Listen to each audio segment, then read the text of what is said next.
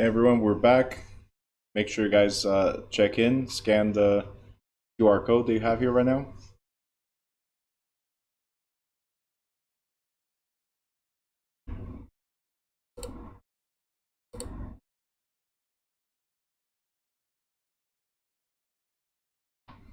All right.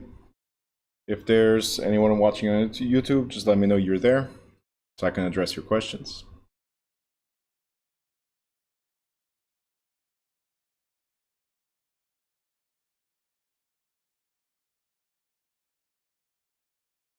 And meanwhile, if you guys have any questions regarding the previous chapters so far, just drop the question in the Zoom chat and I will address as well. Do you have anything from yesterday that you have to review from the questions?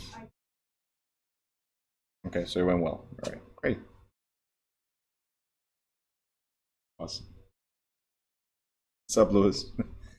You decided not to come to class today? I know, I'm just messing with you. You're on call. Just messing with you.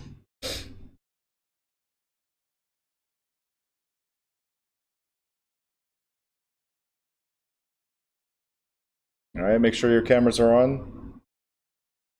If you're doing this class for the first time, your cameras have to be on, so it counts your hours, okay?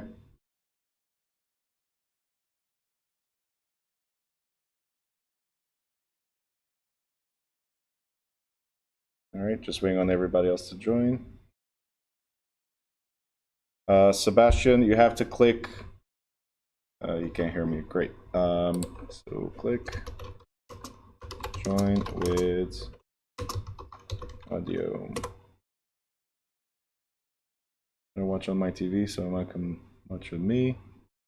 But I keep my camera here on Zoom. Sure, no problem.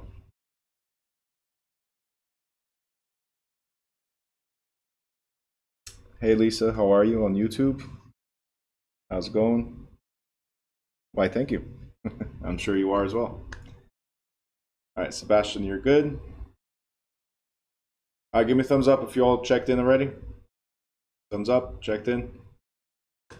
Great, perfect. So let's start. So today the only chapter we have is chapter 6. We're going to break this down into 2 parts. So half of the chapter is going to be done in the first half, and then we'll take a break and move on to second part of the chapter, okay?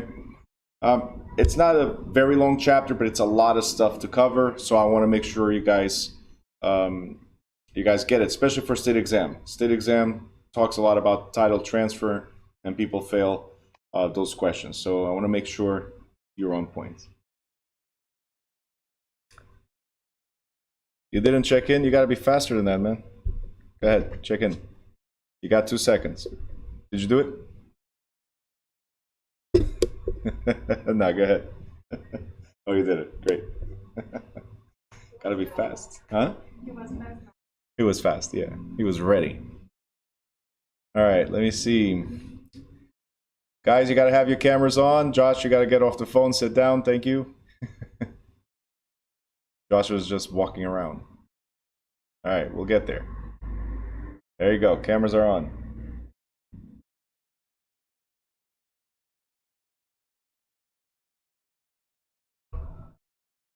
Also, make sure your names match who you are and your ID on Zoom, please. Otherwise, it does not count towards your hours.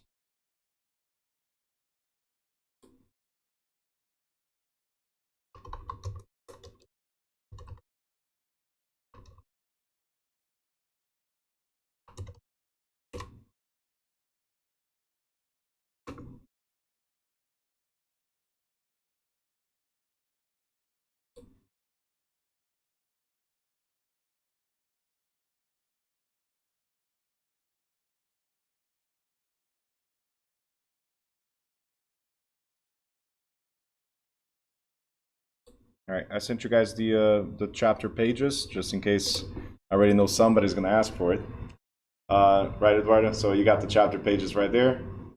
Sebastian, yeah, it's been a while, you know. But now we're back, and hopefully we'll run this whole session without an issue. Thanks for checking in, man. All right, so chapter 6. we're going to talk about transferring and recording title to real estate. Now, I don't know if you've noticed, I did not mention much in the previous chapters, but there is a word that keeps on popping up that means actually transferring. It means transferring. A word that keeps on popping up. In case you guys do not know, transferring title, when we're talking about real estate, transferring title, there's a word that keeps on popping up, which is convey or conveyance.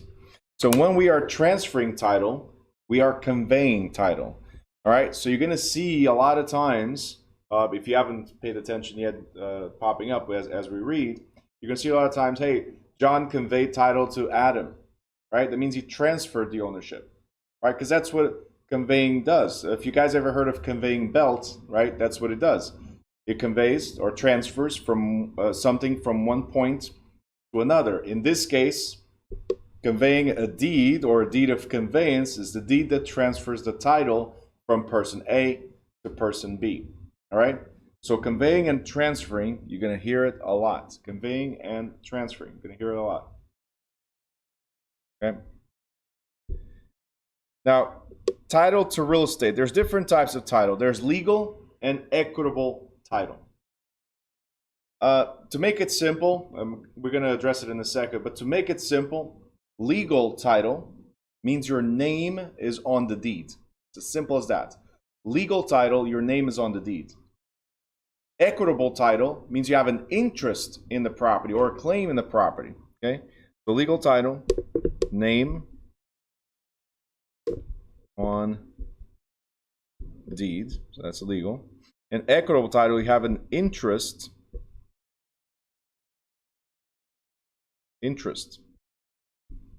or a claim. You have an interest or a claim. So a mortgage company, when they lend you money to buy a property, right? A mortgage company has equitable title. They have equity. They have value because equitable, that means there's value to it. Steven, go ahead. Check in real quick. Go. You got 3 seconds. But equitable means there's value. Legal means your name is on the record. You are the owner of record. That's what an equitable legal title is. Okay. Did you do it already? You got to scan and you got to, whatever is on the screen, that icon, you need to press it. Don't worry, we got until midnight. We can wait.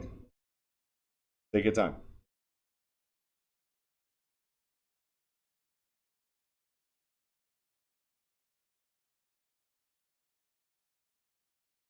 Come on. Gotta have the app. The app is a lot easier. If not, then go to where it says here, goeasy.me, and just enter the session ID.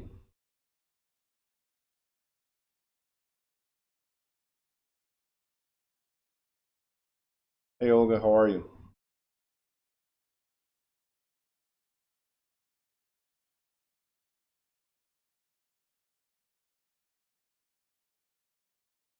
All right, don't worry about it. I'll try to help you manually right after, okay?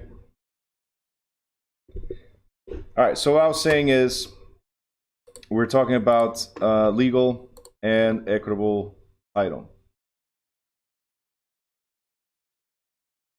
So legal title, your name's on the deed, so you're the owner of record. Equitable title, somebody has an interest or a claim in your property. So with that being said, sorry,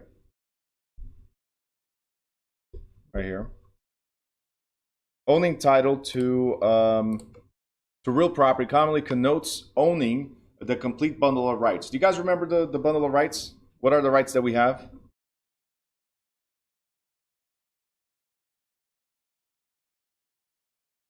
What rights do we have?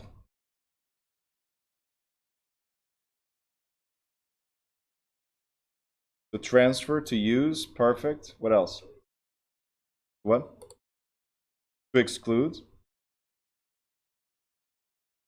To encumber. And possession, correct. Perfect. So you guys got it. The right to transfer, the right to use, the right of possession, the right to encumber, right? These are the rights that you have. That's a complete bundle of rights. So more accurately, someone who possesses all ownership interests owns legal title to the property. And legal title is different from equitable, in which there's an interest or right to obtain title. Okay. Let's move forward to the next page. We covered all this. All right. We're going to talk about notice. What is a notice? Okay. So in the next page, it says ownership of legal title is a function of evidence. Okay. Olga, absolutely. You can. There's no class tomorrow, but you can come to the office. Just let me know. Send me a message. So ownership of legal title is a function of evidence. That means you can only own if you have a way to prove that you own it. Otherwise, is it yours? Okay. So if I give you right now this mouse to hold on to, can you claim it as yours? No. But after 5 years, 10 years, if I never said anything to you and, you know, I never asked for it and you've been using it for this long, can you kind of like claim it now? Maybe, right? So it all has to do with evidence.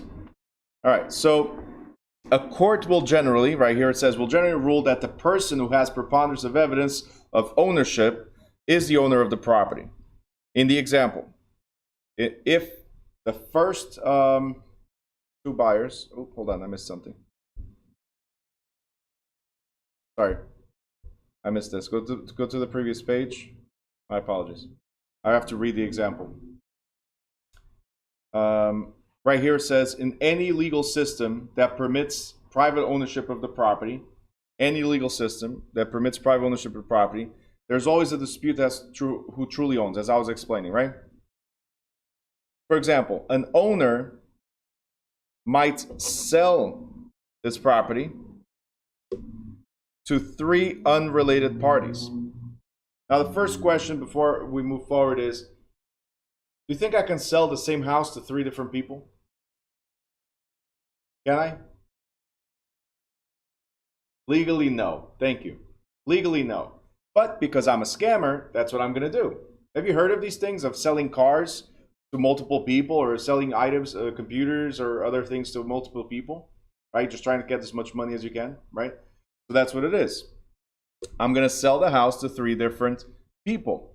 Now, the first person here buys the property at the earliest date. So the first person buys the property at the earliest date. The second person has the highest price, right? So I sold it to you for $200,000. You're the first person. Then somebody comes along and I sold it for $500,000.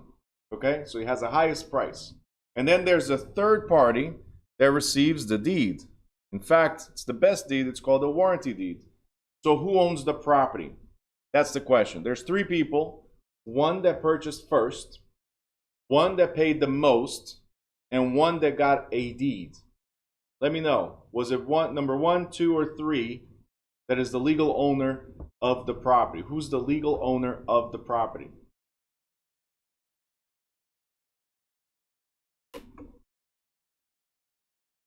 Okay, the third. Everybody's saying the third. Ladiane, what do you think? You think it's the third as well? Why? Because he has the deed? That it is? Okay. All right, cool. Let's figure it out.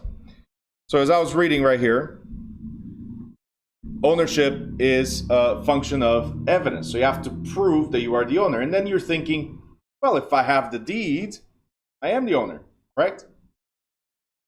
Let's figure out. So if the first 2 buyers did not receive a deed, while the third party did, then the third party may, keyword, may have the best evidence, right? Because you have the deed. So you guys were right based on assumption. Hey, if I have the deed, I have a document that shows that I am the owner, right?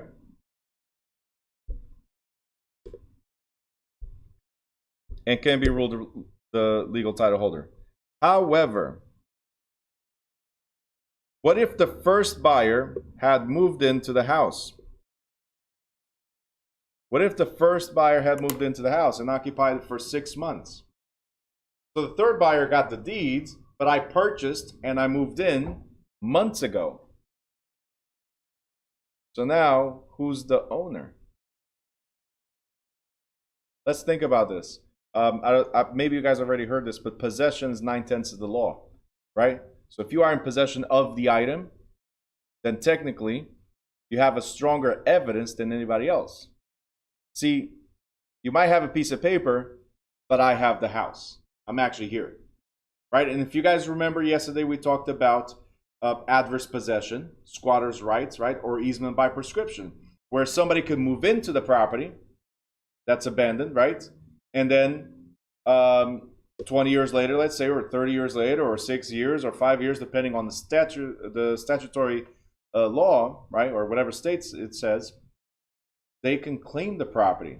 Even though I'm the legal owner, somebody moved into my house and took over. Why? Because I abandoned it.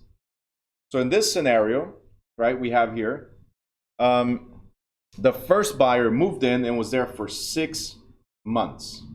You want better evidence than that? I gave you money and I'm here? Better evidence than that, right? So now who's the owner? Possibly second buyer. Let's read more. What if the second buyer, first buyer. What if the second buyer, after searching title, figure out that the seller never really owned the property? Oh, wait. Remember I said I was a scammer? Not only am I selling to 3 people, Louis, you don't have to agree with that. Not only am I selling the property to 3 people, different people, unrelated people, right? I don't even have the right to sell. It was never mine to sell. How bad is that? I gave you a fake deed. I allowed you to move into a house that was not even mine. And I allowed the second buyer to give me the most amount of money too. Okay? You guys understand? So there's no direct way to prove that you are the owner. It's very difficult to prove you are the owner. Now, as the years go by, we're figuring out better and better ways to do it. Imagine back in the day when we had the wars, medieval wars and all that stuff, right? Or even before that, when people were claiming land. There was no title, there was no document. So people were just trading property like, hey, this is my land, take it, right? I'm selling it to you. Yet the actual owner was probably somebody that was at sea or at war or whatever. So it's very, very difficult to prove title. And that's why this chapter is so important. All right? There's a lot of scams out there, unfortunately. Not just in real estate and everything. People sell you stuff that they do not have or do not own, whatever. Okay? Andrea says, if you do improvements, you have more proof? Kinda. You have to use the property. You don't have to improve the property. So if you make improvements to the property, you're wasting money. It's the same thing I told you yesterday about taxes.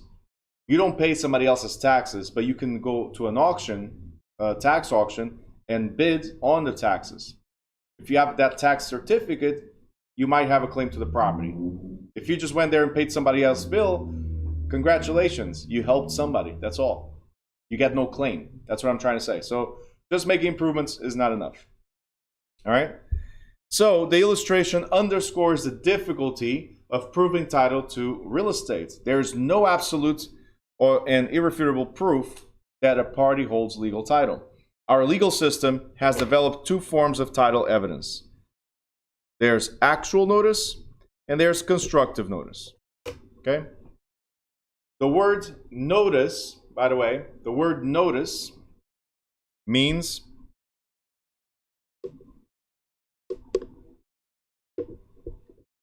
warning, right? It's kind of like a heads up. This is what's happening, right? So when there's a notice, when I tell you, hey guys, this is what I'm going to do, I gave you some type of disclosure. All right. But there's two types of disclosures when it comes to title. There's the actual disclosure or warning or heads up, and there's the constructive disclosure. All right. So why do we need this? Because when you buy a house, if you guys did not search the public records, you would not know that I was not the owner. Therefore, I could not sell it to you. Does that make sense? If that notice is not available, you would not know. Actual notice or actual disclosure is pretty much you went to public records. Sorry, you were still writing? Yeah, that's right. So you went to public records and you did a title search, or you paid somebody to do a title search for you, right? Once you got there, or once you got your report, you realized what the property was, right? Because there's an address, but then there's an actual description of the property. We'll talk about it in a different chapter.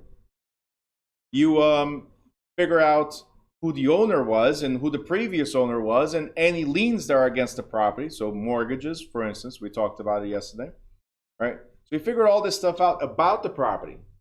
Because you searched public records, guys, you now have what's called actual notice, meaning you actually know the conditions of the title, okay? It's very simple. Actual notice. As you guys are reading this right now, and as I'm reading it to you as well, you now have actual notice.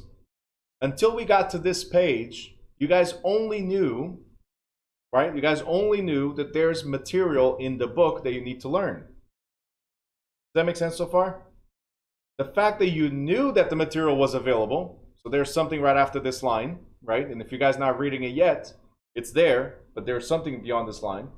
The fact that you know that material is available, but you don't actually know, that means you have what's called constructive notice. Information is available. Info available, but not known. Okay? So actual notice is you took the step to learn things.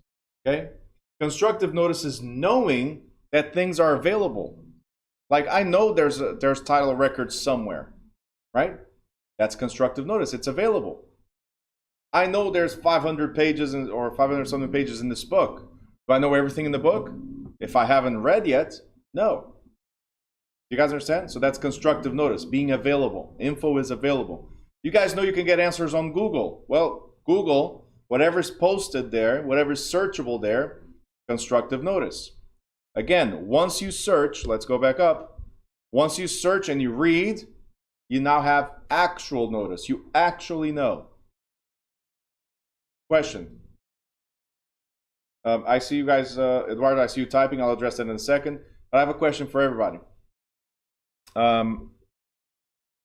So you actually know something, right? Simple. Do we need to search public records? Do we need to? You're saying yes? Do we need to? No. You need to search law. You get a speeding ticket. Do you need to search law? No.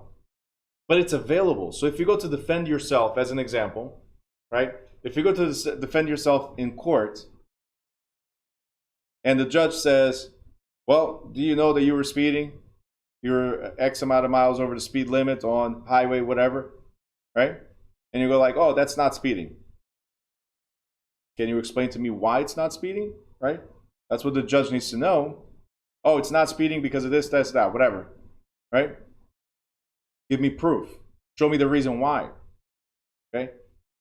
And if you don't want to do all that work, you know it's available, what do? We get the professional. So we'll get the attorney that will do it for us.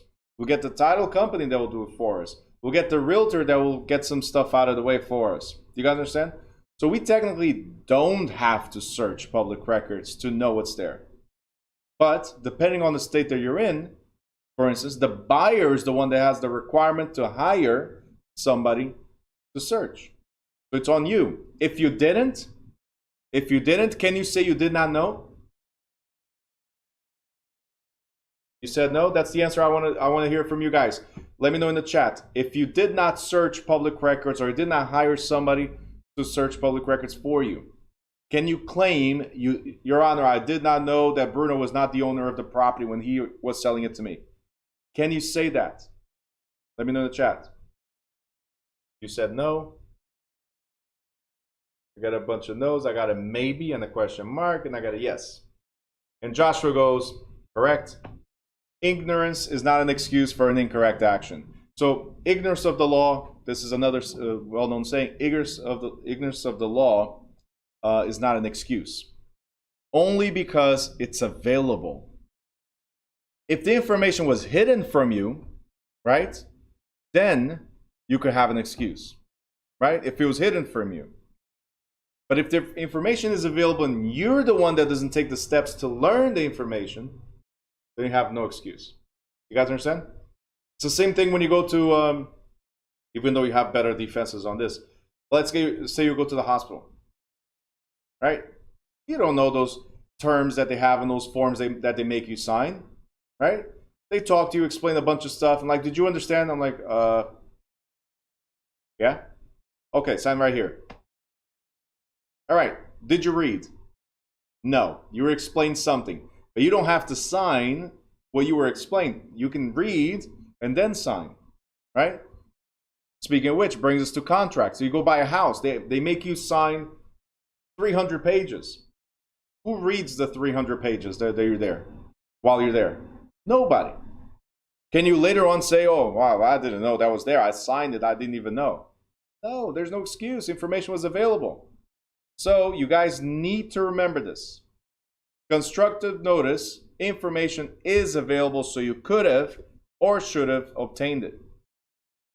Actual notice is after you obtain the information, now you know.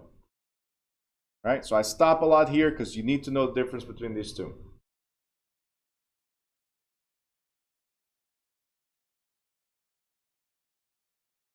And what is notice again? What does the word notice mean? Let me know in the chat.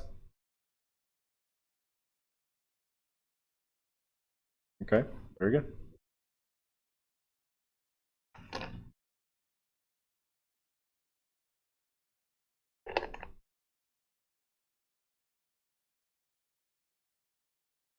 All right, so Eduardo had asked, so it's a warning, yes, it's disclosure and all that stuff. Okay. Eduardo asked, the seller real estate agent to be able to know if the client wants to sell the property, who has a lien, or is trying to scam before the title company. Actually, we're going to talk about this in a different chapter when we get listings. Our job, guys, is making sure that you are who you say you are when you want to sell your house. All right? So we do ask for information. It has to match the tax records. Who are you? Let me get your ID, all that stuff. Okay? We're not required to do investigative services like, hey, let me check if your ID is valid, if it's real, right? Let me enter into the criminal database to figure out if you are who you say you are. No. But we have to ask proof, for instance, an ID or copy of the deed or things we can search in public records that show that you are who you say you are. Because since they are public records, I can go right now and search a property. Eduardo, I'll search your property and I'm going to find out, when I put your address, I'm going to find out you're the owner, right? So now I can claim to be Eduardo. That's it. All I got to do is go to New York, get one of those IDs, you know where, right? You guys, I'm sure you guys know where, right? Those fake IDs. Right, Sebastian, you're almost 21, right? You know where you got your ID, so. So you get those IDs, and that's what we use. As an agent, I gave you my ID, a copy of my ID that says I am Eduardo, right? You guys know I'm not, but the agent does not know I'm not. The agent goes check the public records. Well, this guy's name is Eduardo, so we're good, right? So there's always going to be some type of scam going on. Public records does not show your face, right? Public records does not show your signature. It does not show your social security. So there's always going to be a way to scam, unfortunately. Nothing is like fail-proof, all right?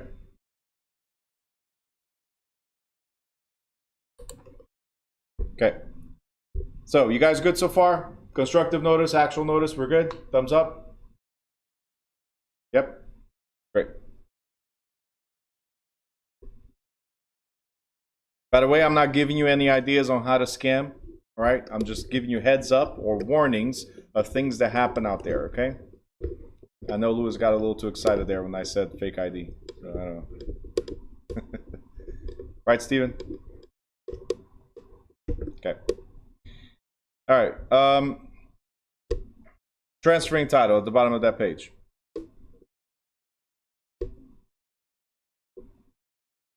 Transferring title is also called alienation.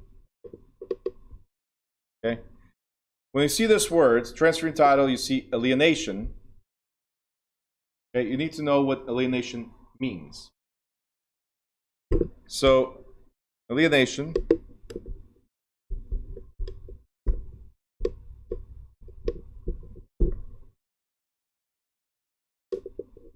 says right here, alien. Right? Alienation says alien. Can anybody tell me what the word alien means? Alien.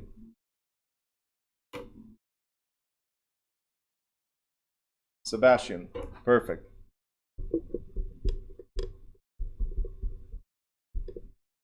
Foreign. Outsider, says Andrea. Perfect. Somebody from the outside. Perfect. So what you need to remember is that when we transfer title to somebody else, they were once the outsider, right? So, Eduardo, you just bought your property, about a month, 2 months, 3 months ago? How long ago did you buy your property?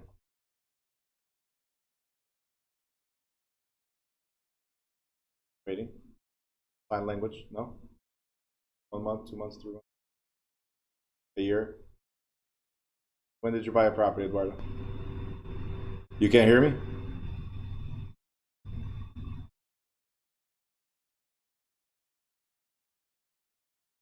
You guys can hear me or no? Yeah? Oh, okay. Oh, you want me to say it again? I don't know. You're going like this, like you didn't hear me. I was asking, when did you buy your property? How long ago?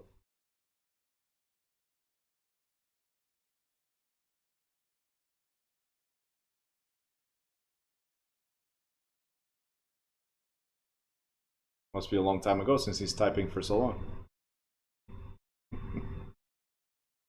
Oh, you don't have the property yet. Okay, great. Anybody bought a property recently?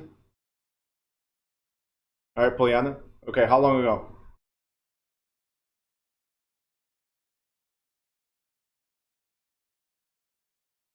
Are you typing? How long ago did you buy the property?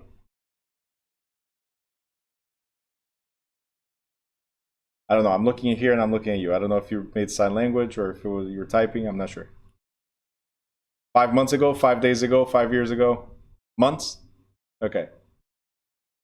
You know it's difficult. You guys are at little tiny screens at the end of this class. All right, 5 months ago. Here's what happened. Until 5 months, let's say, and 1 day ago, before your name went on title, you were, Poliana, you were foreign. You were an outsider to the title.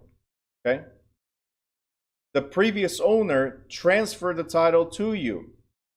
So now you became, let's call it, a citizen of that property. Okay? Because aliens or foreigners, right? They're outsiders.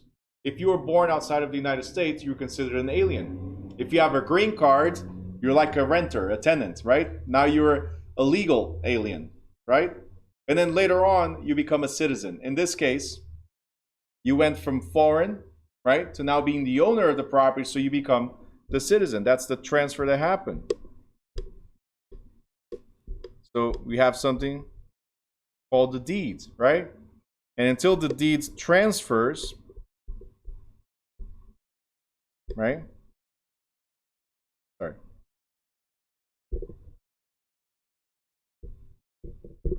Right? Until the deed transfers to the alien, right, you will always be an alien. But once it transfers, the alien gets on the deed. So let's say John was the previous owner, right? He's the one on the deed, right? And you are the alien. You put an offer, right? So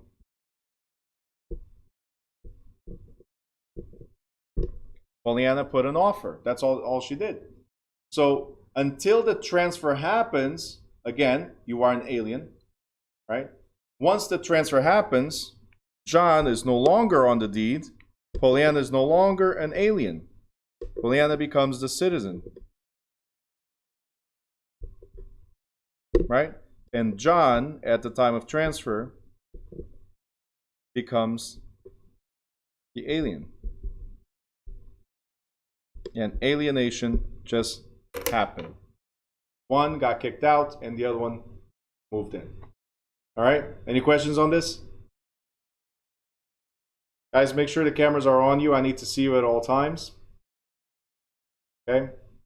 Like pointing at you, at your face. I need to know what you're doing. All right, any questions here? Put a question mark and let me know that you're going to ask a question. YouTubers, the same thing.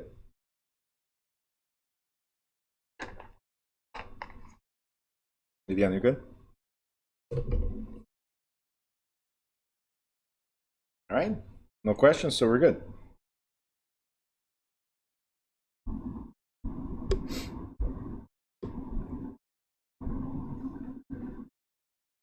All right, there's two ways to transfer title to real estate, either voluntary or involuntarily. Yesterday we talked about voluntary and involuntary when it came to liens, right? So you can have a voluntary lien or involuntary lien. The word voluntary means you want to, you're willing to, correct? Involuntary means you're being forced to. When can we have a voluntary transfer? Meaning you're the one that wants to transfer the title. When can we have that? Well, either at public grant, that means you gift to the government. This means gifting to government. Okay? You're gifting the property to the government. It could be by deed, so you're selling. Okay? Or by will, you guys already know inheritance, right? So these are the ways you can voluntarily, willingly transfer the property. It's either a public grant where you're gifting to the government, and yes, this, let me clear this out.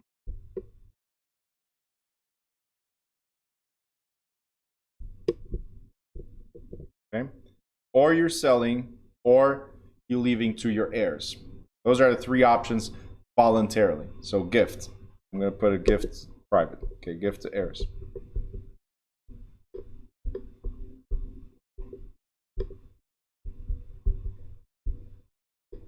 Okay.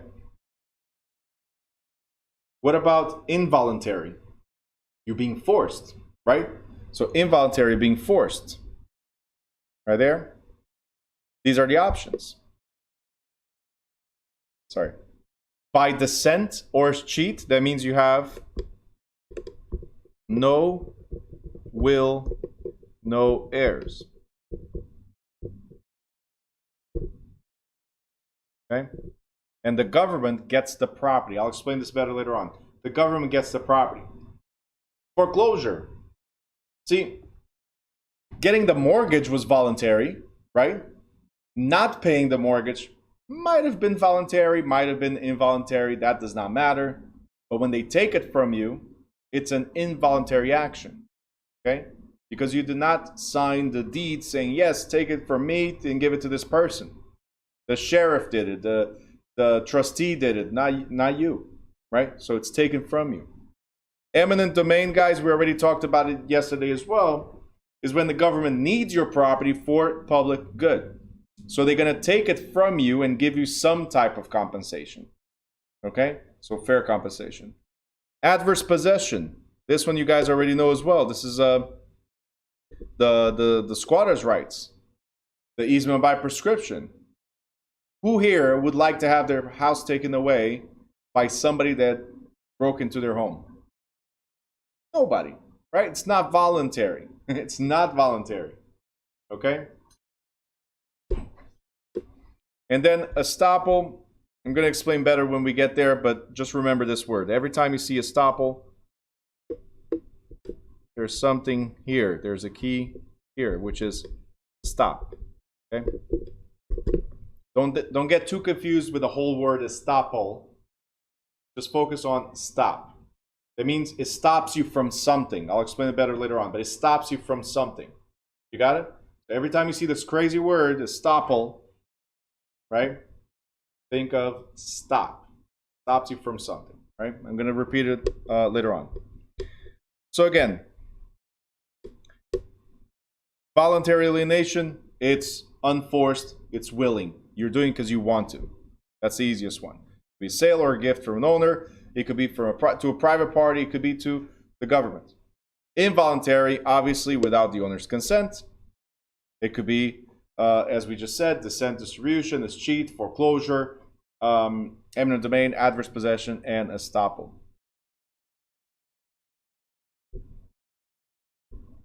Okay.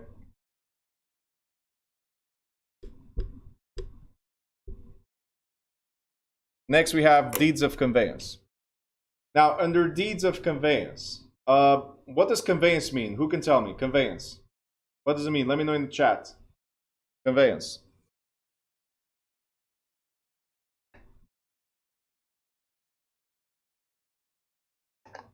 Dre, exfer?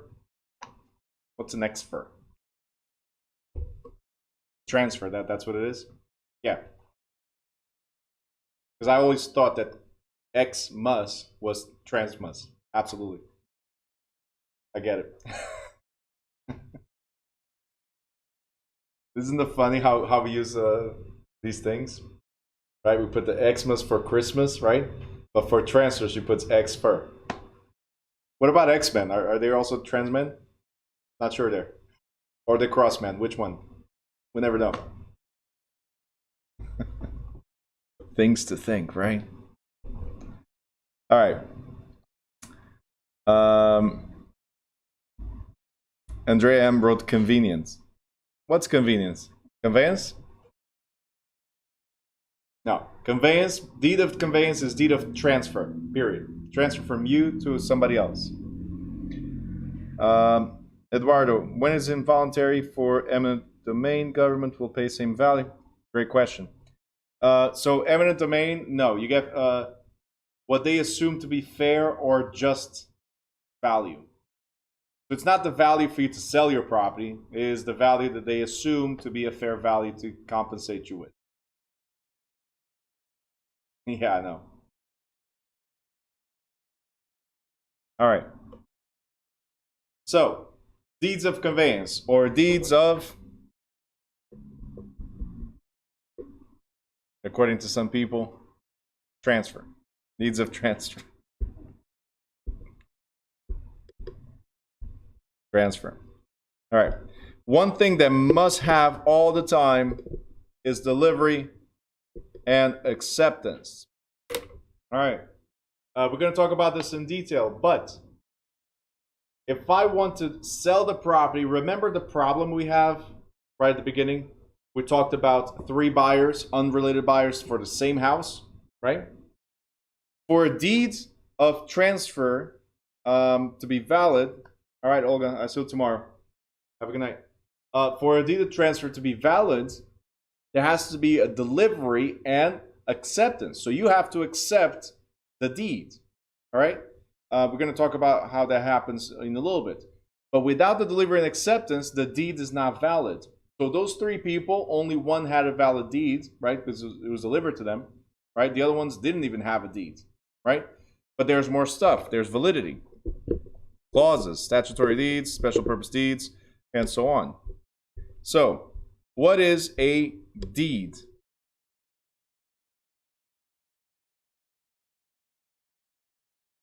Sorry. A deed is a legal instrument used by an owner to transfer title. It's a legal instrument to transfer title, period. Now, it says instrument. Why does it say instrument? We're not going to play music, are we? Why does it say instrument? So the word instrument, in this case, it's a tool. Okay? Instrument is a tool. Now, for a musical instrument, that means that guitar, for instance, is the tool for you to play the music. The drums is a tool for you to play. So it's a musical instrument. There's surgical instruments. For you to perform a surgery, there's different types of instruments that we can use. Got it? Now, to document something, the tool that's needed in this case is a deed to document the transfer. Okay, that's the tool we use to document the transfer. So you're going to see instruments several times. And a lot of people get stuck with that word. Okay? So instrument is a tool, in this case, for recording purposes. It's a documentary tool or a document. It's a documentary tool or a document. Okay? So every time you see instrument in public records, it will say, even when you pull the title search, it says instrument number. That means document number. Okay? Instrument number. Another word that we have here is grantor. Grantor is the seller. And grantee is the buyer. So we have the seller is granting title to the property to whom? To the buyer. Transferring or conveying title to the property to whom? To the buyer. Okay? So transfer, convey, one sentence and a lot to find out, right? All right? So the deed is simply a document that transfers. One thing you guys are going to learn later on is that the deed is not proof of anything. A deed is not title. Okay? It's part of title, but a deed is not title. Okay?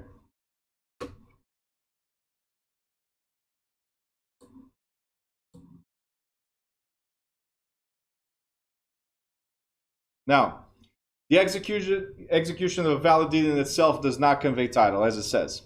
Right? So it doesn't, the signing a deed doesn't mean you now own it. It is necessary, we already talked about this, for the deed to be delivered and accepted by who? The grantee, the buyer. Only when the buyer accepts the deed does it become a valid deed. Until then, it was just a piece of paper. Okay? Brenda, is the grantor the person conveying an ownership interest of a property? So, yeah, because the grantor is a seller, so supposedly or allegedly the rightful owner. I cannot grant, look, let's say this, the mouse right here, right? The mouse actually belongs to the school. It doesn't belong to me as an individual. It belongs to the school. Can I sell it to you? If I'm not the owner, or if there's other owners, maybe we need to talk about this, right? But I cannot sell something that's not mine. So the grantor is supposed to be the owner of record. But as we talked about before, I might not be that person. Okay? But yes, grantor is supposed to be. All right? Now, the grantor, and obviously the grantee as well, they must be competent at the time of delivery. You're going to see this word several times. Because for a valid contract to exist, we must be competent. That means we're legal adults of sound mind, and we are not in any way, shape, or form mentally impaired. So we're sane. We're of sound mind. Again, we're not under the influence of drugs. We're not under the influence of alcohol. We don't have any mental issues. We are competent. Okay? And we intend, as a seller or as a grantor, I intend to deliver the deeds or transfer the deed. Lisa's asking, is the deed only residential? No. A deed is a document that records transfers, period. Whether it's residential, commercial, industrial, it represents everything that's titled to the land. Because you have to remember, the deed transfers, and we'll talk about this later as well, deed transfers the land itself, the property, okay? Not the structure. Structures, okay? There are different types of deeds, but that's just to represent the the type of security that they're giving or not. That's all. Okay.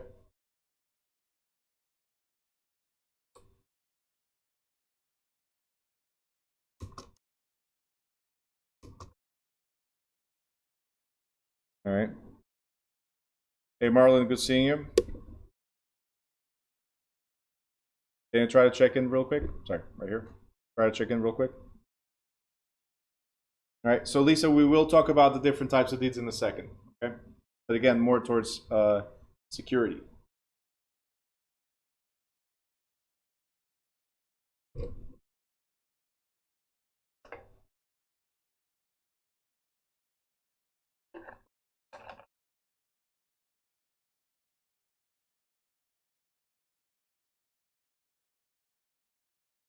Steven, I had checked you in already.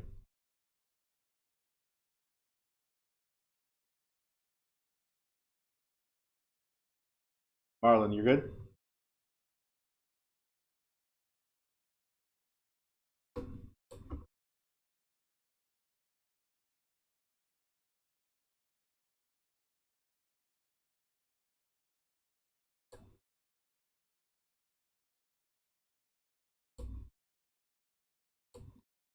All right, perfect. All right, so again, we must intend to transfer.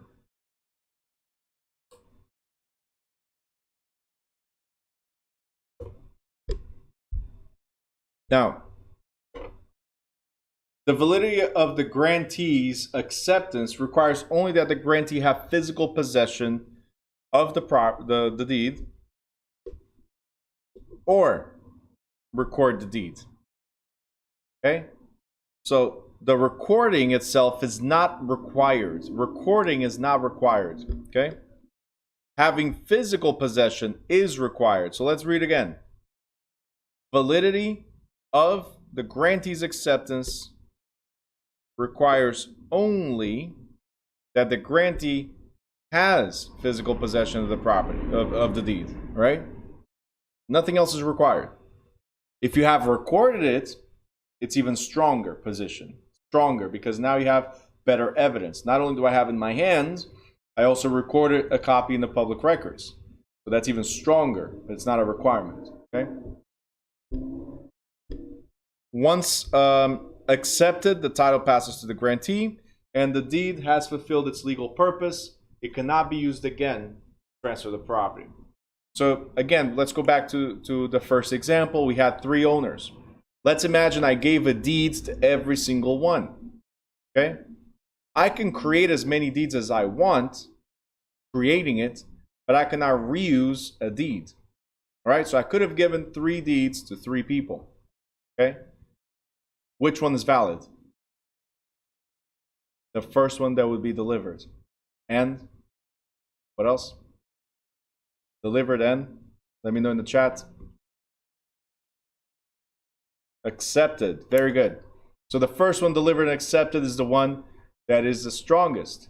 Now, unfortunately, the deed does not have to be dated. So how do we prove that we got it first?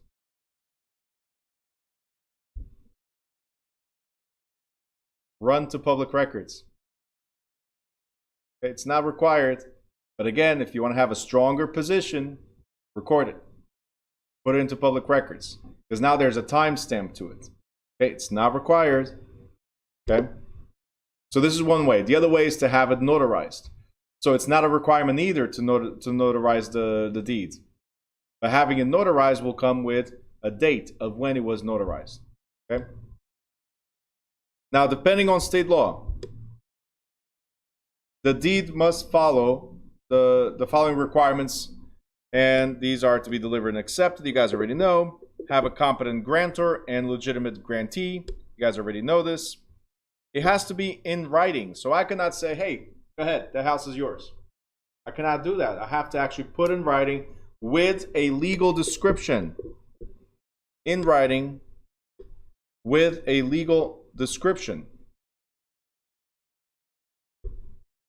Legal description, which identifies which property is it that you're buying. Because remember, I can have 2 lots, let's say, side by side. And I'm telling you, hey, you can get 1020 Adams Avenue, right? When you look at the 2 empty lots, it appears to be the same. So you wouldn't know which one you're buying. And these are true stories. Where you buy one thing and you think the whole land is yours. I have a student years ago bought property from the city. Not even the city knew that they had sold only one side of it. So later on, right? Later on, somebody shows up and says, wait a minute, why are you in my property? Right? So somebody showed up to claim their side of the property. It was an out-of-state owner. Meanwhile, for like 5 years, this owner of the property right next to it has been renting the space, thinking that everything was hers. Crazy, right? So we need to have a legal description. We'll talk about it later in a different chapter. But a legal description identifies exactly what you purchased. Okay? Think of it as, I sold this to you and there's a serial number here. The serial number identifies that it was this mouse, not this one. Okay? So that's what it is. The legal description is pretty much the serial number to the land. Okay? Lisa, does it have to be notarized to be recorded? So every state is different. We will talk about that when we get to the state portion. But if you're asking, for instance, state of New Jersey, I can tell you that in order to put it into public records, you have to have it notarized. Anything to go in public records in New Jersey must be notarized. Okay? The deed itself to be valid does not have to be notarized. But if you want to put something on record in public records, it must be notarized. All right? The deed has to include a granting clause. What is a granting clause? That means you're allowing or gifting the property to somebody else. That's the grant. Okay, I'm gifting it to you. It must include consideration. So when you see consideration, we're talking about money. Consideration in real estate is I gave you money in exchange for. So the deed must be accompanied by valuable or good consideration. Okay? Must be accompanied by valuable or good consideration. In certain states, like the state of New Jersey as an example, it must also state the full price. If you paid $500,000 for it, the deed must state that it was $500,000. You cannot put less than that. All right? Other states, they don't care. And it must be signed by the grantor. Who's the grantor, guys? Let me know in the chat. Who's the grantor? Okay. Grantor, let me know. The seller, the owner, perfect. Must be signed by the seller. Okay? And look what it says.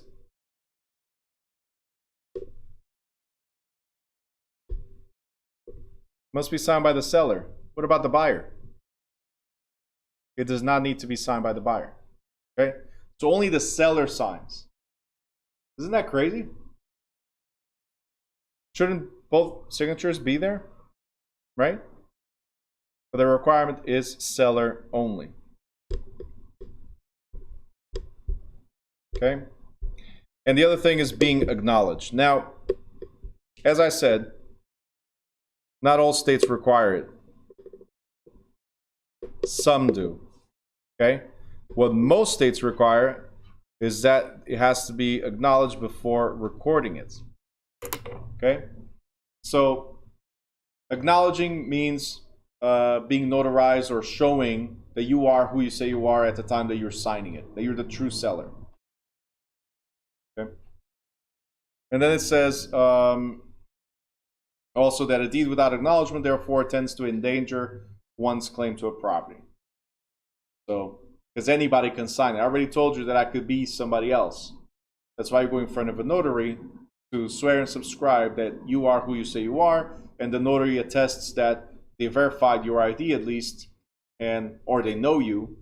So you are who you say you are. That's it.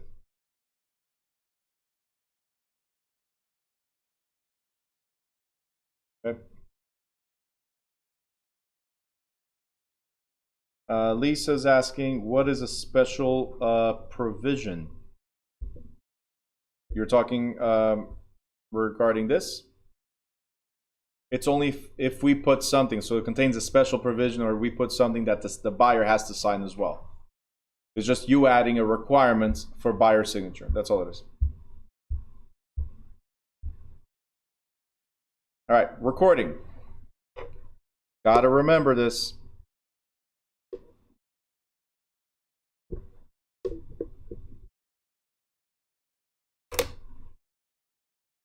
We got 3 people.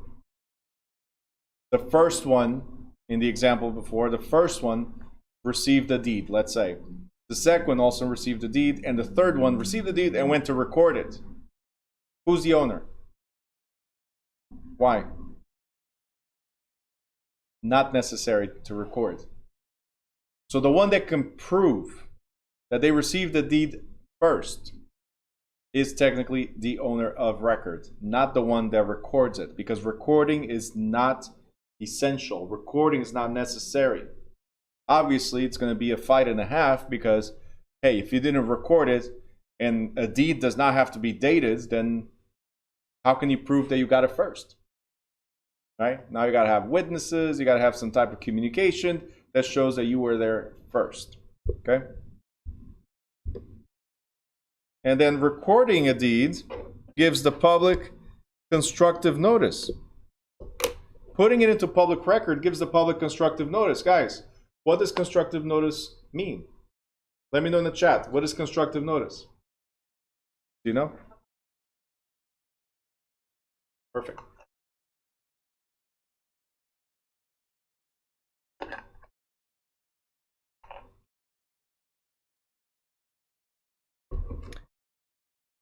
Janice, what I was saying about, I thought records show date. Okay, so yes, but I said that the first 2 received the deed first, right? When you put it into public records, it shows a date, but I can prove that I received a deed first if I have witnesses, for instance, or if I have communication. So putting it into public records just makes your case stronger and harder for me to fight. Okay, that's all it is. It's not a requirement. All right, so constructive notice.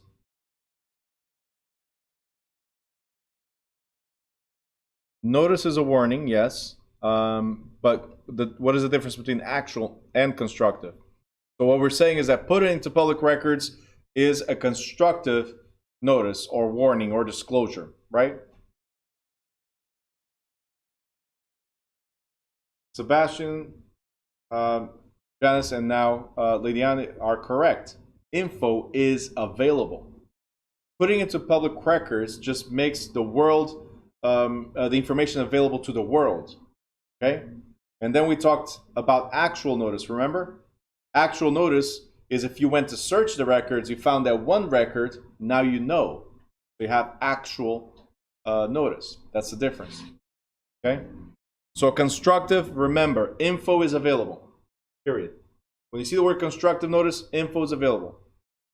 But you don't know. For you to have actual notice, you must have researched it. It's in your hands. You've reviewed it. You know. Period. Okay? So constructive notice, info is available.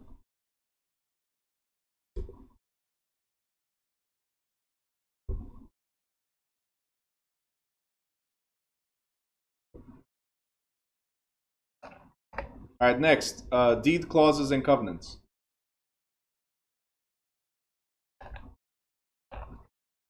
Deed clauses and covenants. So covenants are like promises or guarantees. Covenants are promises or guarantees. So we're going to start talking about clauses. So a clause pretty much describes the details of the transfer. The principal clauses are granting clause. It's a line that says, I am willingly transferred to you. Period. Okay? So it's where it stipulates who's the transferor, so the grantor, and who's the transferee, the buyer, or the grantee, right? It describes the property, it describes the money and all that. The next clause is called habendum clause. Now, the habendum clause describes the type of estate that's being transferred. I'm sure you guys remember this. Fee simple, right? And we had fee simple, defeasible, determinable, right? We had conditional. We had life estates. You guys remember this? I sold the property to you as long as, right? So that's what goes with the addendum clause. We have another one called redundum clause, and that's reservations. Redundum clause is the one that comes with, so it follows the addendum clause and says, hey, this is what you can or cannot do with the property. Your limitations will be here. Restrictions or limitations. The next one is tenendum clause. I know some of you are ready to quit real estate right now. Right. In the state exam, none of these words show up. Don't worry. You just have to know that these clauses exist. So pretty much is a clause that says, I'm transferring it to you. This is the amount of money. This is the property. That's the first one. The second says, you're getting it forever because it's yours. It's simple. Or life estate, as long as you're alive or something like that. The third one, the reservation or covenants clause, talks about the restrictions, what you can or cannot do with your property. Like in a condo, right? If you have a condominium, we talked about it yesterday, you have limitations on what you can do outside your property, right? Lewis, it's coming up. Sorry, I had read, just coming up. Santa Claus is coming up, don't worry. And then the tenendum clause simply identifies if there's anything else that goes with the property in addition to the land, right? So any other items that might go in the transfer. Simple. As far as the Santa Claus, it's only if you behave. You know how it is.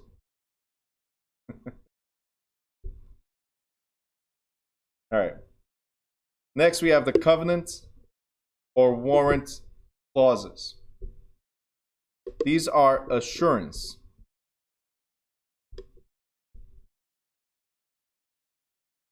Or guarantees.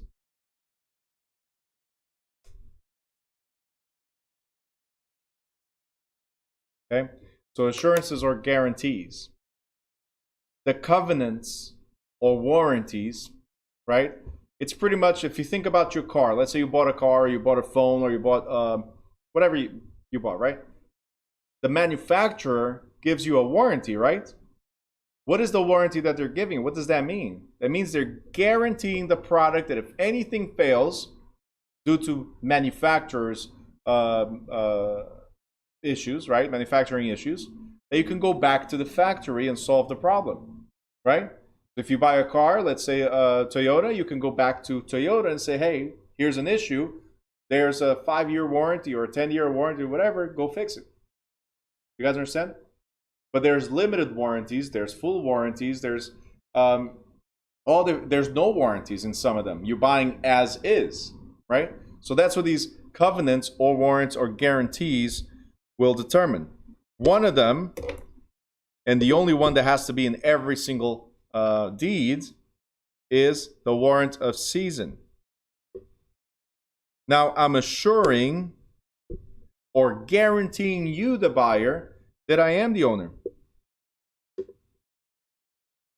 I'm guaranteeing you that I am the owner, right? And as we talked about before, I might not be the owner. That's why we do title searches. That's why we get as much records as we can on the transfer of a property. So I am guaranteeing you that I'm the owner and I'm the only one that has the right to transfer the property.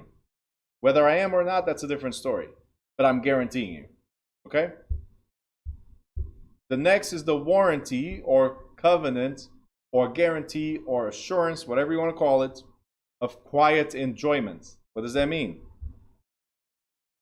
I told you that I'm the owner, right? That means that nobody else can show up and say, hey, let's see, Marlon, what are you doing on my property? Oh, Bruno sold it to me, right? Like, who's Bruno? The property belongs to me, not to him, to sell to you. You had no right to do so, right? So what we're saying is that a third party cannot show up and disturb your enjoyment of the title. The property is yours. So when the property was sold to you, that's what it says, nobody else can come and claim it. Any questions on this? Are we good? Okay. Whipping, are you good? Okay, you give me like this face, like something. Okay, we're good. All right. The next one is warrant of further assurance. What does that mean? Further assurance means I further guarantee, right? I further guarantee that if there's any issues in the future, right? If you find anything later that we do not know now, anything later, come back to me. Come back to me and I'll help you clear whatever the issues are. Now, most people will be like, you want the mouse? Here, I sell it to you. And then, look, run away. I'm done with the mouse. I'm done with the house. I'm done with the car. I sold it to you. It's yours, right? In this case, I'm telling you that I am not the manufacturer. I'm not the one that created the house or the title, whatever. But if there's any issues with the title later on, I got you. And it gets even crazy. There's a warranty forever. So forget the later. I'm talking the later always. And this one's very simple. If you bought a car before, brand new, the car comes with 5 years or 10-year warranty, 100,000 mile warranty, whatever, right? If I sell that car a year later, does the new owner get to enjoy the same warranty? Let me know in the chat, yes or no. If I buy the car brand new, a year later I sell to somebody else, let's say Ron, I sell to Ron. Does Ron get the same benefits of the warranty, manufacturer's warranty? What do you think, Lydia?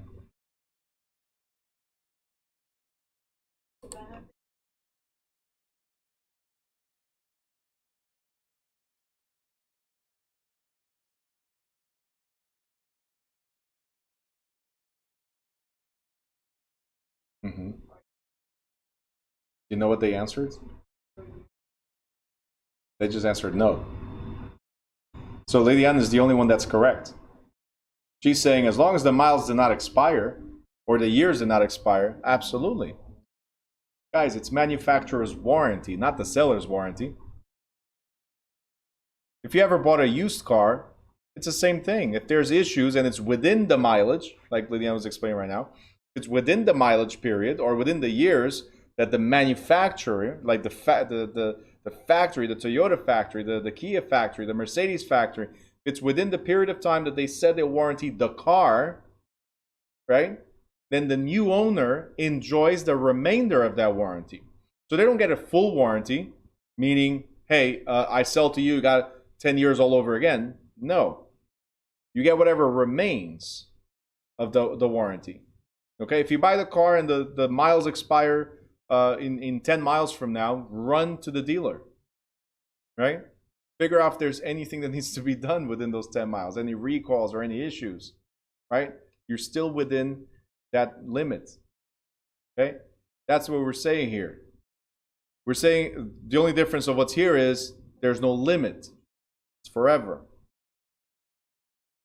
All right, Brenda. If a person buys a house, hold on. If a person buys a house as is, and they have 3 days to get an inspector, and the inspector reports issues about the house, can they back out of the contract? All right. Let me address as is real quick, and we'll talk about it in a different chapter as well. But as is, the word as is means you are aware of the issues. Okay. The word as is does not mean, hey, the house is falling apart. You took it in that condition. No, I need to know what I'm buying. I will buy as is and maybe waive inspections or whatever, right? But I'm 100% sure what the issues are. You guys understand? So the as is with knowledge. Just like cars. There's something called lemon law. I don't know if you guys ever heard of it. There's something called lemon law. They can sell you a car as is, but if the car breaks down the next day, you can still come back. They cannot say, oh, I sold it to you as is. No. You have a protection on the as is. I need to know what the issues are. Okay? So when you addressed, Brenda, when you addressed 3 days to get an inspector, first of all, if you got 3 days, Jose Amparo, yes, this is live. So if we got 3 days, Brenda, it's because you negotiated that way. What we have, for instance, here in New Jersey, is we have 3 business days to finalize a contract, and then we have another, whatever we stipulate in the contract, another 10 days or 15 days to run an inspection. Okay, so this is all based on negotiations. You got it? So we don't have the 3 days. If you find issues in the report that you're not happy with, you can back out of a contract, right? Because that was the condition, pending inspection. All right? So the property is as is, pending inspection. Unless it clearly says, as is, please waive inspections. I know the house is going to fall apart. You know the house is going to fall apart, and we agree to that. Unless it says that, no house is truly as is, because you need to be aware of the issues. Okay? Andrea M, yes, for life, this one. All right, Joshua, do you typically have to sign in order to qualify for a manufacturer's warranty? I'm sorry, could you, you're talking about cars, or are you talking about this? Oh, cars. So the warranty is given to any car, right? We're not talking about extended warranties. If you're talking about extended warranties, that you have to sign and acknowledge. Whatever's manufacturer comes with it. So even computers. I've bought computers that are within the warranty, right? I'm the new owner. The warranty is still in effect because it's from the manufacturer. You don't have to sign anything. There's a tag. There's a identification number. In the cars, it's the VIN number. As long as the VIN number is on their database and says you still have warranty, then they have to cover the whatever the warranty says. These are limited warranties. They don't change your brakes, by the way. But if there's an issue with the engine, that's manufacturer and not user stupidity, like not changing oils or things like that, then the manufacturer has to cover. You don't have to sign anything. Nope. Okay, as long as it's within that period of time. All right, the next one is warranty of encumbrances. Warranty of encumbrances. Do you guys remember what this word means? Encumbrance? Let me know in the chat. Very good.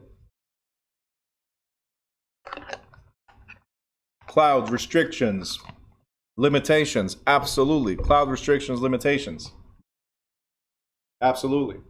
So there's a warranty or a guarantee of encumbrances. What does that mean? As a seller, I'm telling you, hey, listen, there's a shared driveway. We know that. That's an encumbrance. As it's an easement, right? That's the type of encumbrance. There's a shared, Brenda says baggage. There you go. It's whatever comes with the house. So there's an encumbrance. We are aware of this. What I'm guaranteeing is that there's no other encumbrances or rights that other people might have or interests that other people might have in this property that I'm aware of or that you're aware of. I'm selling it to you with full knowledge of existing encumbrances. There's nothing else that we do not know.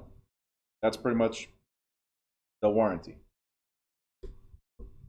And then we have warranty against grantor's acts, meaning grantor is a seller, so if I'm selling it to you, I'm telling you I did not do anything that would endanger the property or the title to the property. While I had the property, while I was the owner, right? There was nothing that I did that could endanger the title or the property. That's it. Okay? So against grantor, so against me, I'm guaranteeing you if there is, come back to me. We'll fix it. All right.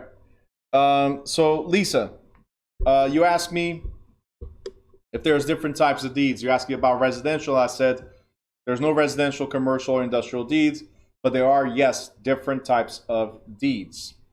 Okay? Now, there's the basic bargain and sale deed. We bargained, we negotiated, and we agreed to the sale. So in the bargain and sale deed, and this is the most basic one, the grantor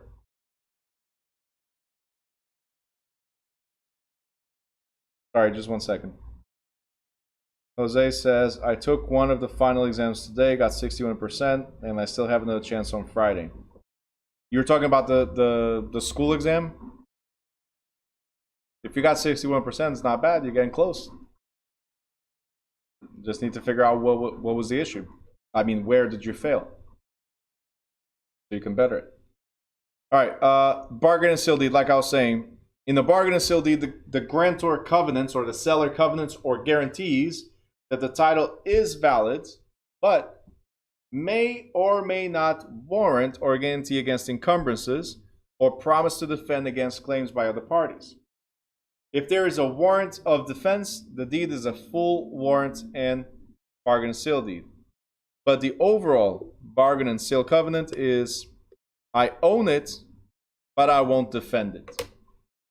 So with a straight bargain and seal deed, it's the same thing as foreclosure. The bank is saying, I have the right to sell, but I don't know if there's any other issues with the property. I have the right to sell because I have the right to the title. That's all it is. Okay? The rest is on you. So it's like title as is, right? The rest is on you. The only thing I promise is that I own. The rest is on you. Like you still have to pay taxes if they're unpaid. You still have to pay water bills if they're unpaid. They have nothing to do with me being the owner. You got it? So those are other encumbrances that you need to resolve, not me. We have the general warranty deed or full warranty deed. Pretty much says, I own and I will defend. So all those clauses that we read, right? The clause of further assurance, the warrant of encumbrance, the warrant of against encumbrances, I'm sorry, and so on. All those would be in the full warranty deed. That means we're fully promising all the guarantees and all the assurances of title. It's not used as often as before in certain states because it's ridiculous for you to promise all these things, right? Like, I don't know what people did before me. I don't know if there's anybody that could show up and put claims against the property. I don't know. I know while I had it, right? So what we use, for instance, in New Jersey, it's called a special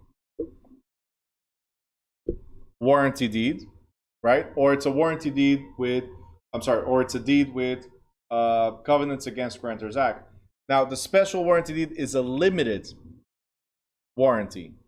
Just like manufacturers, limited warranty. We don't cover everything, but I promise that while I had the property, right? A special warranty or limited warranty, I own and will defend against my acts only.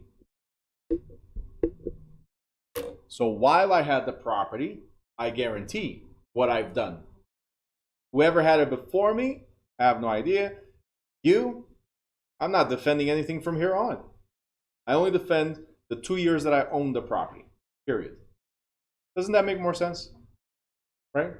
Makes more sense. While I had it, I promise, and that's it.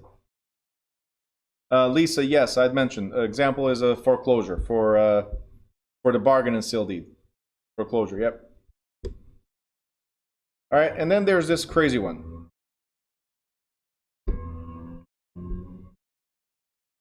It's called a quitclaim deed.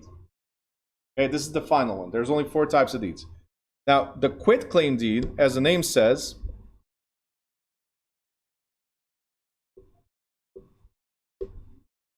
you quit the claim that you have on the property. Okay? And in a quitclaim deed, the best way to explain is a marriage. Okay, let's go to a marriage real quick here. So let's say John, right, owns 100% of a property. John owns 100%, right? Then John, a year later, 2 years later, after buying the property, gets married. Okay? After married, what is one of the things that we usually do? We join forces, right? We join forces. So now, I own 50%. I mean, John owns 50%, right? John. And Jane, the wife, owns 50%. Now, for this to happen, John quit claim to the 50%. Okay? John quit claim to the 50%. I had 100%, says John. I had 100%. But for me to add you to the deed, I must quit or give up, right? 50% of the ownership or the claims or rights. So quit claim, you have to give up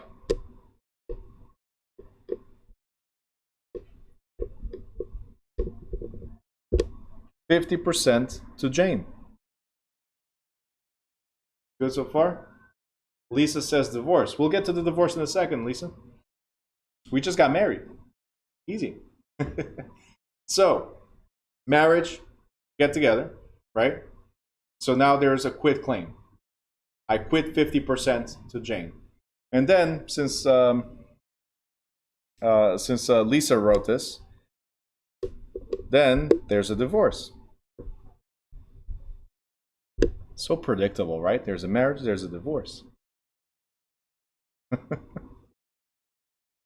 Here's what happens. John now quits the rest of it.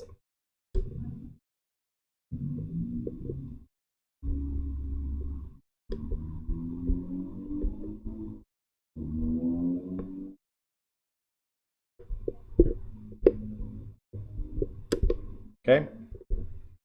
After divorce, Jane got 100% ownership. John, which was 100% owner in the beginning, quit his 50% with their joint forces and quit the rest of the 50 when they divorced. All right? Now, I'm not trying to scare you guys, okay? This doesn't happen all the time, okay? This was just an example because Lisa was writing it. But it could also be a transfer within family. I buy a property, right? And I want to gift the property to my son as an example, right? I'm going to quit claim 100% of the property to my son. I'm gifting it to him. So I'm quitting a claim. I'm no longer the owner. My son is the owner. You guys understand? That's a quit claim. Okay? And then,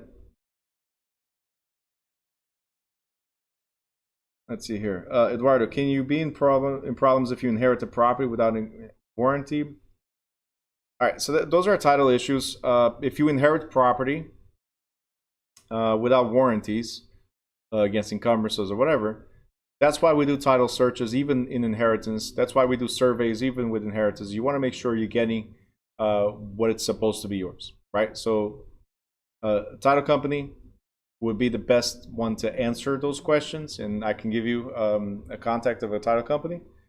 But if you inherit something, do a title search right away. And if you can get a title policy or commitment or insurance on the property, even better. This way it protects you from any potential scares. So it's the same thing as getting insurance on your car. You want to insure the car because if there's an accident, if there's any mishap, you want to be protected.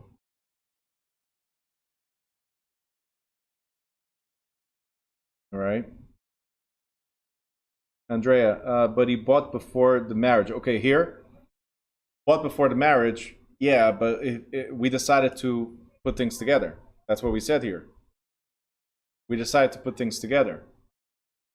The moment we decided to put Jane's name on John's deed, now it's John and Jane on the deed. So they're 50-50. And in this example, we just mentioned that he goes through divorce and he lost it in the divorce. It could have been the other way around. Jane could have lost her 50, right? This was just an example, right? It's not what needs to be. It's just examples, okay? Joshua, does this apply in sole ownership? The quit claim deed? Well, quit claiming is just you saying that you want to give part or all of your ownership to somebody else, because we own 100%. So if you're the sole owner, you're 100%. Can you give, Joshua, can you give your property to Dre, for instance, right? If you give your property to Dre, you're going to do a quit claim deed of 100%. You're gifting it. Now she's the sole owner, and you're no longer the owner. You quit. You understand? So if you want to add or remove people, when you're adding or removing people, somebody's always quitting a claim or giving up their claim or rights to the property.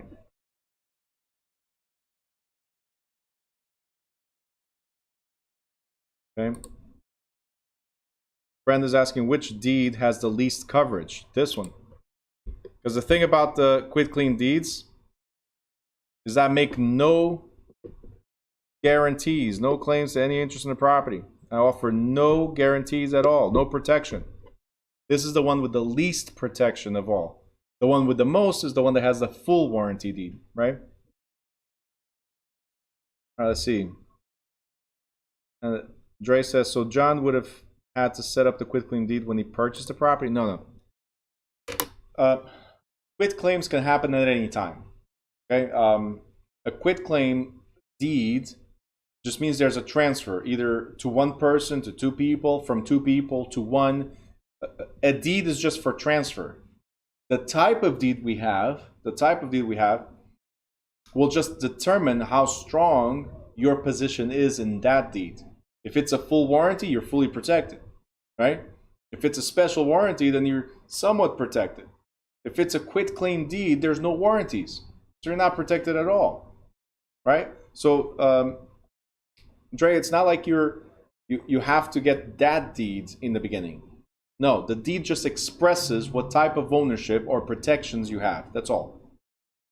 The deed is not title. The deed just expresses the type of ownership you have. With warranty, with some warranty, or no warranty. That's pretty much it. Okay?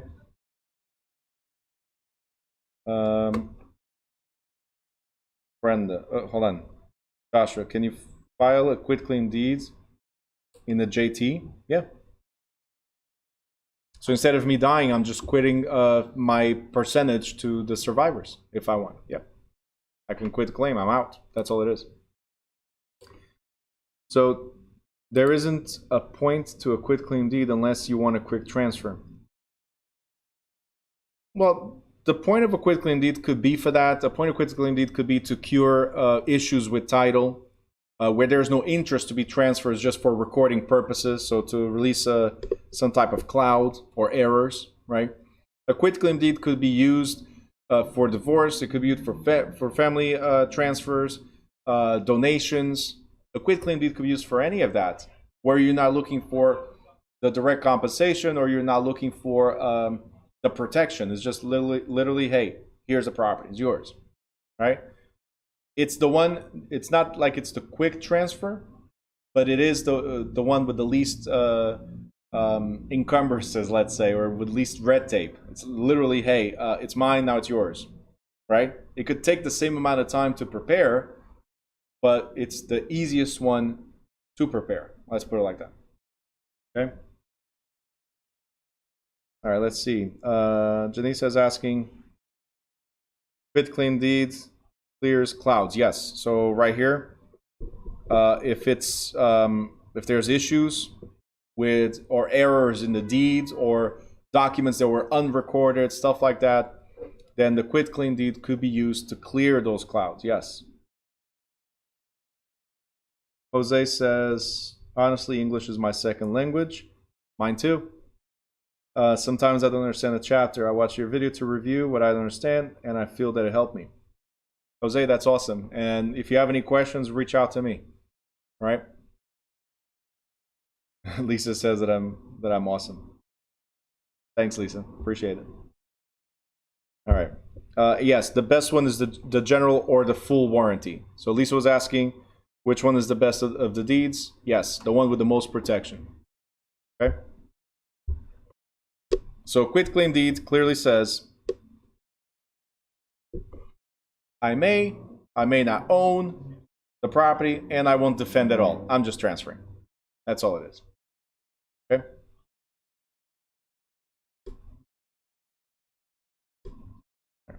Moving on. We can skip all these. Transfer tax, we have a different chapter. We are on page, by the way, sorry. We're now on page 79. Transfer tax. Like I said, we're going to talk about it more in a different chapter. But when you transfer the property to somebody else, the seller usually has to pay a fee to record that document, okay? And the fee is based on the value of the sale, okay? That's pretty much what it is. It's based on the actual price of the property conveyed, okay? So you pay a percentage. Like when you go register a car, right, and ask you how much you pay for it, right? It comes with a tax or a fee that you have to pay. Here, that fee goes to the seller. That's all. All right.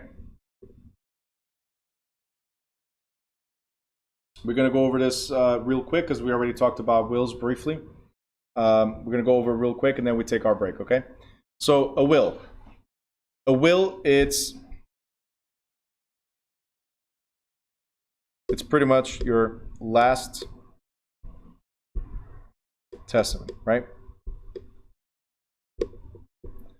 So a will is you saying, it is my will if I die tonight that the property that I own is transferred in this way, that way, or whatever, to this person, to that person, or whatever. So a will is literally a document that determines what happens after you die. Guys, do me a favor, avoid your phones and avoid being distracted. Thank you very much. It will get tougher if you're not paying attention. Just saying. And I'll go through this every day, so you guys know. So, a will only transfers property when you die. A will only transfers property when you die. While I'm alive, I might have a will prepared, right? It says everything goes to my kids, but while I'm alive, what can I do? I can sell all the property. And when I die, what do my kids get? Nothing. You guys understand? So a will only takes effect when you die. Should you have a will? Absolutely. Because if you don't have a will, then the government decides how the property is transferred. Okay? So, the will describes how the maker of the will, which is a testator or devisor, right, wants the property to be distributed, and the beneficiary of a will is called heir or devisee.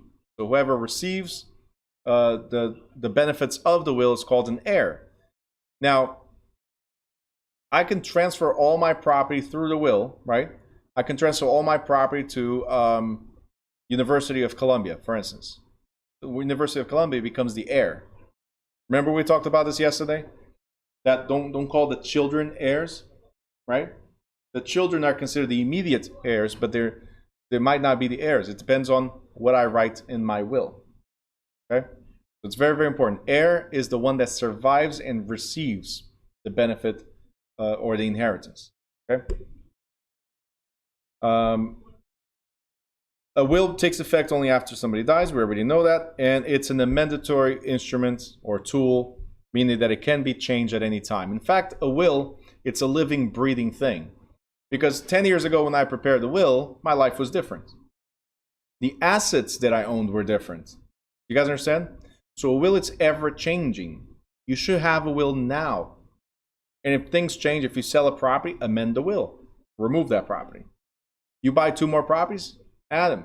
And when I say properties, I'm not talking just about real estate. It could be personal property, right? So you bought computers, you bought a car or 2 cars or 3 cars, 10 cars, you bought whatever you bought, property in general, add it to the will or remove it from the will, okay?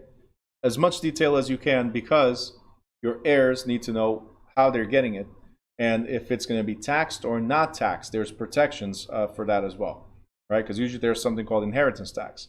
So depending on the amount of assets that you have and the value of those assets, it's how you're going to be taxed. Okay. Commonly, the testator names an executor. Keyword: testator names an executor in the will. Okay. And this one will oversee the settlement of the estate. So when you hear the word executor, that means somebody, or executor, somebody was appointed. So let's say, Brenda, you're the executor of my will. When I die, she's the one that has the will with her to say, hey, let's call the heirs, right? We call the heirs and say, hey, based on what it says here, Bruno's wishes were to distribute this to this kid, this to that kid, and so on, as an example. So it's the executor or executor of the will, okay? A will, generally, so not all, takes one of the following forms. A will could be it has to be in writing, by the way, but it could be in writing and witnessed by two people. A will could be holographic. That means I hand wrote my will. It doesn't have to be typed, okay? But it has to be in writing. I hand wrote my will without witnesses, and it was dated and signed, okay? It could be approved. So depending on the state that you're in, a will must be written in a particular format, okay? So state law determines that. All right, or non-cupative, which is made orally. So I'm telling you, I'm on my dying bed, and I'm telling you, Lewis, here's the thing. Hey, listen, I'm dying. Could you please write this down? Right? So I'm changing my whole will at the last minute. Somebody is writing it down for me. Okay? So these are the 4 ways that you could have a will. I typed it in the past, and I have 2 witnesses. Right? Because anybody could type, and then we don't know. There's no way to identify if it was the testator or somebody else that faked the will, right? Holographic, that means I hand wrote the will. Approved in a pre-printed form by the state, or I told somebody to write it for me, okay? So state law is the one that establishes the requirements of a valid will. Now the law requires, of course, just like every contract, that whoever is gifting the property in the will is of legal age and mentally competent, right? If I'm not of sound mind, can I prepare a will? No, okay? Well, I can, but it's not valid. The heirs can dispute the will, okay? The testator indicates that the will is the last will and testament. So every time you create a new will, that's always your last will and testament because it's the latest one. You got it? So it's the last will and testament. If you die tonight, that's how it goes. The will must be signed, and the completion of the will must be witnessed and signed by the witnesses. Most states require that. And the will be completed voluntarily. You're not being forced to prepare that will. Okay? These are requirements for a will. Just like every contract must be a free will. That's why it's called a will. The court proceeding is called probate. And we talked about this yesterday as well. When somebody dies, it goes to court to probate to determine who gets what. And that's where we're going to end with this session, is showing how it's distributed. I mean, the first part of this session, how it's distributed to the heirs based on probate court. Now, in probate court, you have to go regardless of having a will or not. If you have a will, then you died testate. Have a will. If you don't have one, you never prepared one, then you die intestate. That means you have failed to prepare a will. So failed to, write this down, prepare a will. Okay? So testate, you have a will. Intestate, you never prepared one.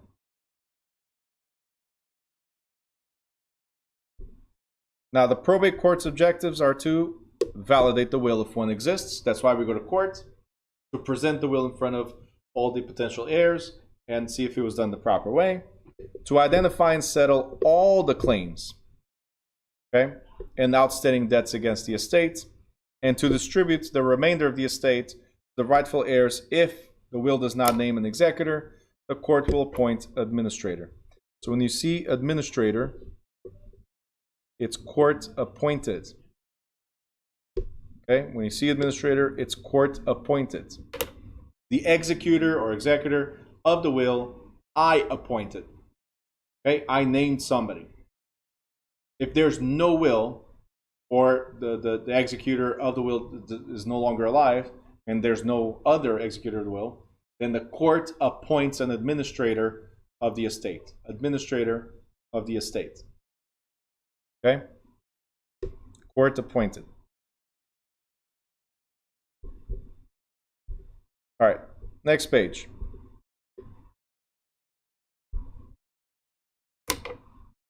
Distribution by probate. What is probate again? Well, when somebody dies, you go to court, that's probate. Somebody dies, you go to court, that's probate. To do what in court? To distribute the assets. Now, if you died testate, what does that mean? Let me know in the chat. If you died testate, everybody, let me know in the chat. What does it mean? Correct. Yep, guys, exactly. You have prepared a will. You died testate, and you have heirs. So how is it distributed when you die? Does it go straight to your heirs? No. When you die, the first people that touch your money or assets are the creditors. Creditors, yes. You have $1 million worth of assets, but you have $900,000 worth of debt. Well, we got to satisfy the debt first. You got to pay whatever your debt is. And whatever's left after that goes to the legal life estate. Does anybody remember what's a legal life estate? Let me know in the chat. What's a legal life estate? What's the difference between a legal life estate and an ordinary life estate? You know? Andrea M. wrote wife. Couldn't it be husband? Why does it have to be wife? It couldn't be husband. Never. We already know the husband dies first. I get it. We know that.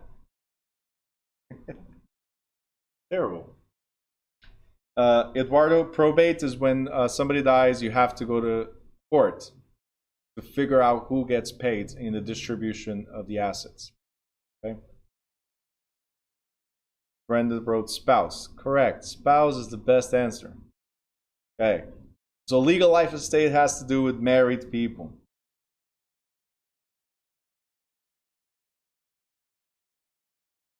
Lisa, I was so happy with you until now. She just wrote, men die first.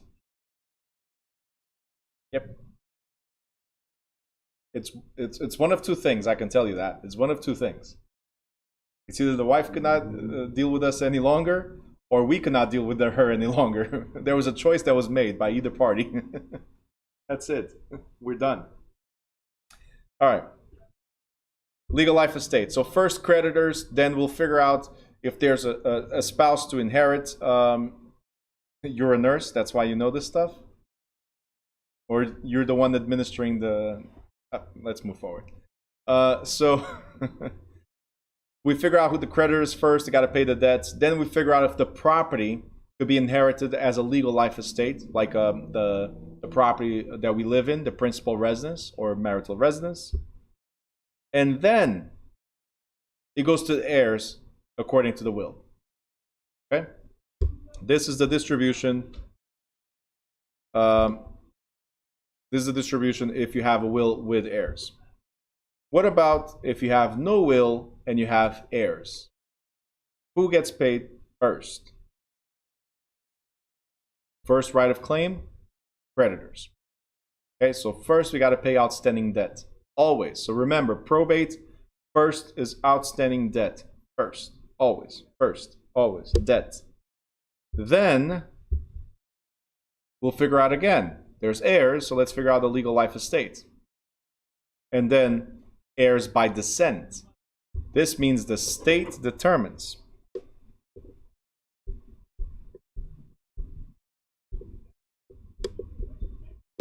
So descent is state rules. State rules because every state is different. Okay, some state might say that nephews are heirs. Others might say they're not. Okay.